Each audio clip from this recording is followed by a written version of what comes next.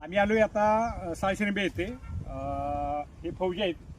ह्यांनी विविध प्रकारची मिश्र फळबाग कशी आहे ती तुम्हाला आम्ही समजून सांगणार आहे. हो का, इथं आता 9x5 वर पपई घेतलेले आहे आणि त्याच्यामध्ये आंतरपीक हे तैवान पिंक घेतलेलं आहे. त्याच्याबरोबर आम्ही इकडे दाखवू, हा आवाकडो एक रोप लावलेला आहे त्यांनी.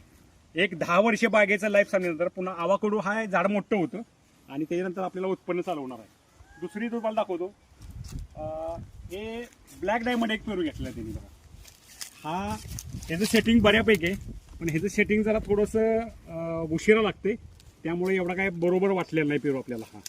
आणि पपईचं हार्वेस्टिंग आता सध्या चालू आहे. दर चांगल्या असल्यामुळं पपईची बाग घेण्याशिवाय आम्ही आता इकडे काय भर लावणार नाही ह्या रोपांना आणि व्यवस्थित करणार नाही. हे 10 महिने पूर्ण झाले आहेत.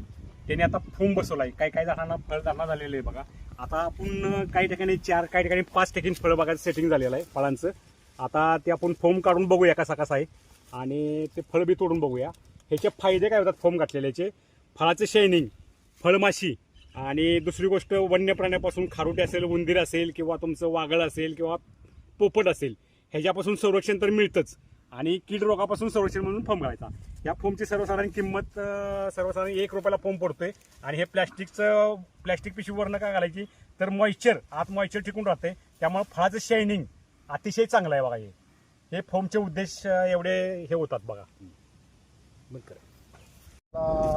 पेरूला फॉर्म बसलेले आहेत आणि असं झालं पाहिजे. पण ह्या पेरूमध्ये फुलकळी वगैरे अतिशय चांगल्या प्रमाणात आहे. आणि पपईचं तरी हार्वेस्टिंग आता चालूच आहे. आणि दुसरा महत्त्वाचा मुद्दा म्हणजे आव्याकडोच्या झाडाची ग्रोथ एकदम जवळ लावून सुद्धा अतिशय चांगल्या प्रकारे आहे. याच्यामध्ये बऱ्यापैकी हॅस व्हरायटी, आर्का सुप्रीमा, आर्का रवी, बेकॉन इत्यादी या मिश्रित व्हरायटी आपण केलेल्या आहेत.